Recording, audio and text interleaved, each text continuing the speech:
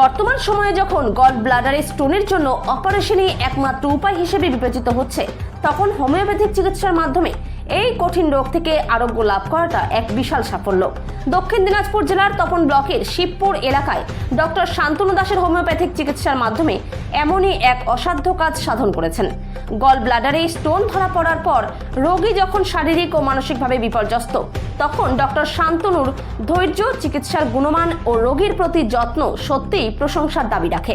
Doctor শান্তনুদার এই কৃতিত্ব শুধু একক কোনো সাফল্য নয়, বরং হোমিওপ্যাথিক চিকিৎসার বিশ্বাসযোগ্যতা এবং সম্ভাবনাকে নতুন করে তুলে ধরেছে তার মতো আরও চিকিৎসকের হাতে। প্রথমে আমি বলবো যে আমার গল ব্লাডারে স্টোন ধরা পড়েছিল। প্রথমে 3.3 mm ছিল, তারপরে ওষুধ 1 মাস খেয়েছি, তারপরে আবার বেড়ে যায় 4.7 আসে। তারপরে আবার রিপোর্ট করানোর পর আবার দেখি যে স্টোনটা কমে গিয়েছে গল ব্লাডারের। কমে যাওয়ার পর আবার ওষুধ খাই, আবার দেখি বেড়ে যায়। এরকম করতে করতে বেশ কয়েক মাস খেলাম, 4-5 মাস খাওয়ার পর এভাবে রিপোর্ট করে দেখাই, আবার ওষুধ খাই, তারপরে শেষ পর্যন্ত। দেখুন, সর্বপ্রথমে ডাক্তারবাবুকে আমি অশেষ ধন্যবাদ জানাবো। তার কারণ হলো ডাক্তারবাবু প্রত্যেকটা পেশেন্টের সাথে খুব ভালো ব্যবহার করেন, নম্র ভদ্র মানুষ। তিনি আমাদের সাথেও খুব ভালো ব্যবহার করেছেন, প্লাস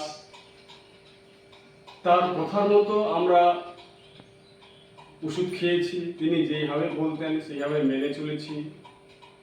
আমার মনে হয় হোমিওপ্যাথিক ট্রিটমেন্টটা একটু সময় লাগে, কিন্তু ভালো হওয়া যায়। আমি এর থেকে প্রমাণিত পেলাম।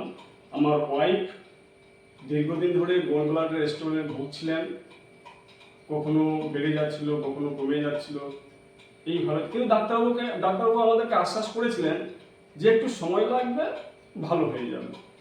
প্রথমত আমাদের গল ব্লাডার স্টোনের সাইজ ছিল 3.3।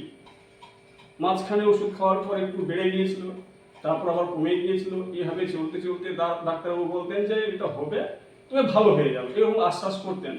আমরাও ডাক্তারবাবু কথার মতো প্রত্যেক মাসে যেতাম, ট্রিটমেন্ট করতাম।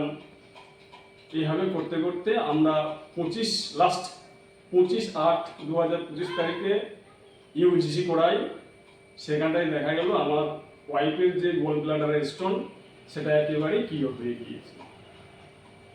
Thank you. আপনার নাম? আমার নাম যোগেন লিন্ডা, বাড়ি মহাদেবপুর। আমি একজন স্কুল শিক্ষক, আমার ওয়াইফও একজন স্কুল শিক্ষক।